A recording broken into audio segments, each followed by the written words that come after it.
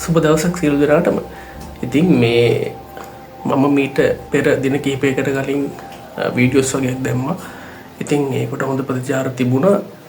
එතන සමහර අයට පොඩි ප්‍රශ්න වගේක් තිබුණා මේ එන්ජින් මේ RC පිළිබඳව.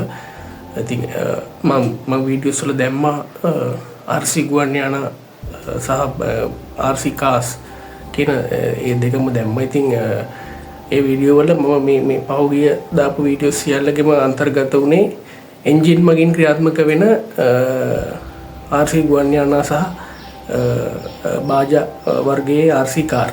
ඉතින් මේ මට පර්සනල් මට දැන් පුද්ගලික මෙසේජ් දාලා තිබුණා කීප දෙනෙක් මේ එන්ජින් මොඩල් එක කැඩුනොත් රිපෙයාර් කරගන්න මේ හැකියාවක් ලංකාවේ තියෙනවද කියලා. ඉතින් ඒක මම හිතන්නේ එයාට මේ හොබි එකට යම් කිසි ආසාවක් ඇති වෙන්නේ නැති. ඉතින් මේ වීඩියෝ බලලා ඉතින් ඒක නිසා මේකට ජොයින්ට් වෙන්න තියෙන උමනාව නිසා පසුවිපරම් කරනවා වෙන්න පුළුවන්.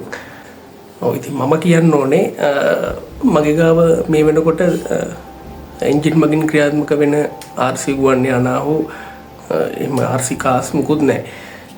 ඉතින් මගේ ගාව තියෙන්නේ ඉලෙක්ට්‍රොනික RC ප්ලේන් විතරයි.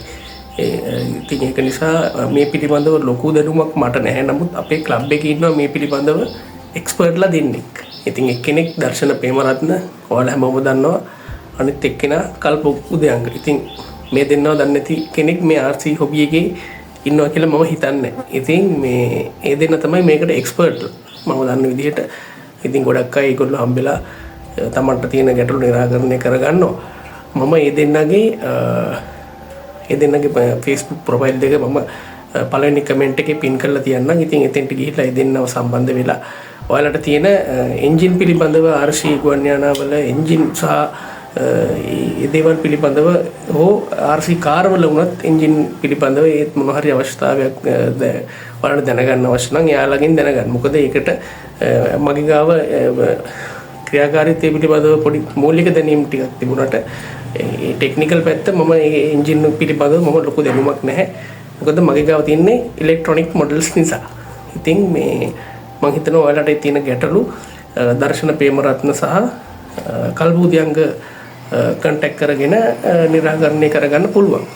කොහොමද ඉතින් අපි මේ වගේ හොබි එකක් කරනකොට මේ වගේ අර ලංකාවටම කියලා ඩීලර්ස්ලා එහෙම නැහැ. අපි ඔන්ලයින් ඕඩර් කරලා බඩු ටික ගෙන්නගෙන එහෙම තමයි මේ ගමන යන්න තියෙන්නේ.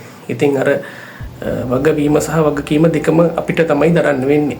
ඒක නිසා මේ ඒකේ මොනවා හරි දෙයක් වුණාම ඒකේ පාඩු විඳ දරා ගන්නත් වෙනවා. නැත්තම් ඒකට හැකියාව තියෙන සුදුසු කෙනෙක් හොයාගෙන ඒ ප්‍රශ්න ඒ තියෙන දේවල් නිරාකරණ කරගන්න වෙනවා. ඉතින් ඒක තමයි මේ හොබි එකේ තියෙන අමාරුකම. ඉතින් මේක ටිකක් එක්ස්පෙන්සිව් හොබි එකක්.